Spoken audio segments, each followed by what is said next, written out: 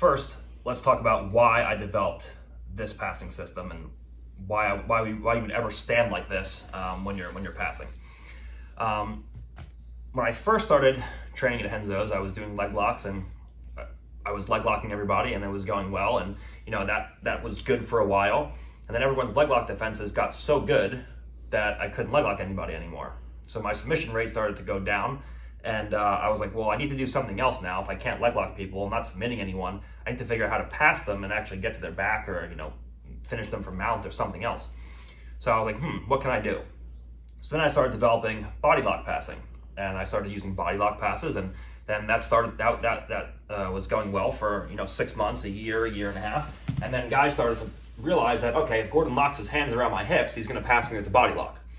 So what they started to do was they started to bring the knees together like this and elbows together. So then I went to go in body lock, and I could never get my hands wrapped around the guy. Or they would just all together start playing a guard on their back in the supine position, and then there's no waist exposure, so you can't lock a body lock. So I was like, man, I can't leg lock people, and I can't body lock past people anymore. So what can I do now? I was like, well, I'll force them into half guard. So then I started playing from half guard, and then I started using ways to get chest to chest, and I started passing guys from half guard, and I developed a good half guard passing game. And then it got to a point where guys were playing with such good frames with his top leg and the bottom leg that it was almost impossible for me to go linear into my partner's far shoulder and get any kind of upper body inside position and pass them. So then I started working on Toreando passing. I'm like, well, if I can't do tight passing, then I'll work on loose passing. So I started working on Toreando passing and leg pommeling, where I would go in and I would start floating over my partner, and we started using leg pommeling like this. And then this was working for a while, and we looked at this in the first passing instructional, and I was having a lot of success with leg pommeling and getting past my partner's legs and things like that. And then I got to a point where everyone's so good at defending leg locks and leg pommeling that it was hard to win those leg pommeling battles. So I was like, okay, well then let me start to use Toreandos. So then I started using Toreandos, and I was able to get outside of my partner's legs, and I was able to start creating pressure side to side where he goes to bring his legs in. I Toreando back the other way, and I start passing like that. Then that was working well, and then I was using a combination of all of those things. And then what I started to realize was guys started to play with wide open knees and legs, and it would make it very hard for me to start getting to an angle of my partner. So I'd go to Toreando, and he would extend the leg, and I'll get caught up in De La Hiva, and I'll be playing for minutes at a time inside this guy's guard. So what I started to put an emphasis on was getting past my partner's J point.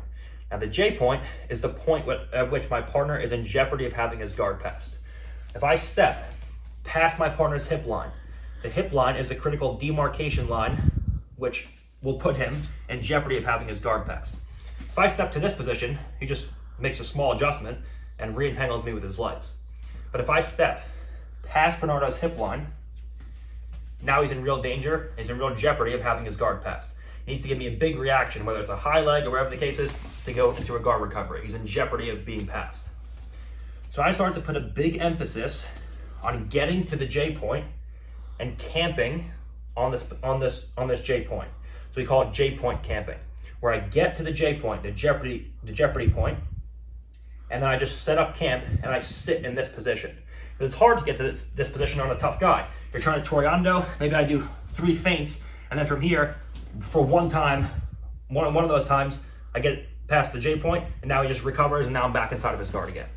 So I started to put an emphasis on getting past the hip line and staying there for as long amount of time as possible to tire guys out over time. The problem with this is that when you go to Toreando and the knees are wide, you can't even get past the hip line to begin with.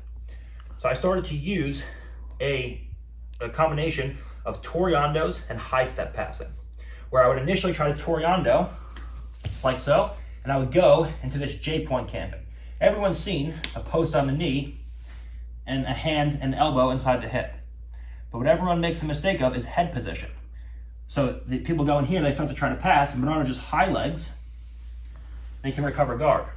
So instead, I play a game where I crash the far shoulder. The second I get to this position, I take my head, I put it on Bernardo's far shoulder. He's trying to face me, and I play in this position. There's no way to get there. When Bernardo tries to recover any way he can, it's not an easy thing to do. The high leg's not there. The only thing Bernardo can do is play a hand fighting game at this leg to stop me from running the knee away. but understand that you're not using any energy from here. Bernardo's in a full crunch the whole time. And if at any point his knees aren't being pulled to his chest, he'll get passed. If at any point Bernardo brings his knees away from his chest, he gets his guard passed. So I sit in this position, and I just play at the knee. So when Bernardo goes to recover, I just sit here. He goes to recover, he goes to strip my hand, no problem. He goes to get a full recovery.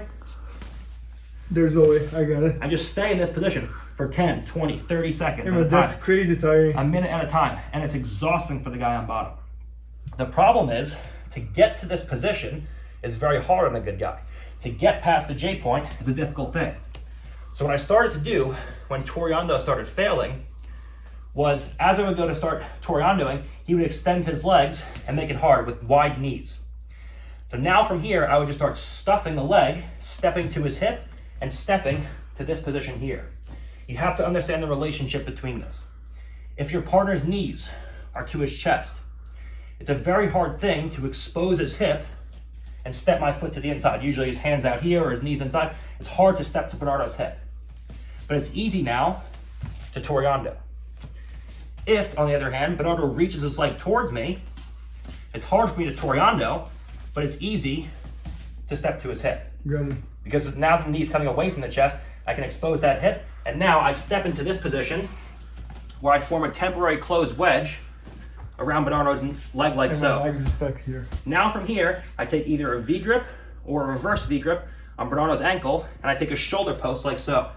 It looks pretty unstable. So when Bernardo goes to move around from here, you have a few seconds to start playing a game where I can high step through and play a game from here. And now I'm in a position where I'm past this J point. And now from here I can either go into passing, or when Bernardo goes to recover and bring the knees back inside, we go right back into our camping position. I got it. And now from here, we can use the high stepping combined with the Toreando. If the knees are to the chest, Toreando's easy. If I can't Toreando and he reaches towards me, I stuff a leg, I step in, and I step out. And we use this dilemma to get past the J point, past the hip line. Now when Bernardo goes to recover, I have a multitude of options, where as he goes to bring the knees back inside, we go in, and from here we start passing. And the final piece to this is very worst case scenario. Bernardo entraps my leg with his bottom leg. What people will start doing is they will start desperately reaching with their bottom leg to get to your leg and trap it. And when I see this, right, that's we amazing. flatten him out, and now he's bottom half guard, chest to chest, and this is exactly where I want it to be the whole time. I want to get chest to chest and half guard, because now I know I'm going to pass it. So I play this trilemma: Toreando, high stepping, J point camping, and then we either pass from there, we move to half guard,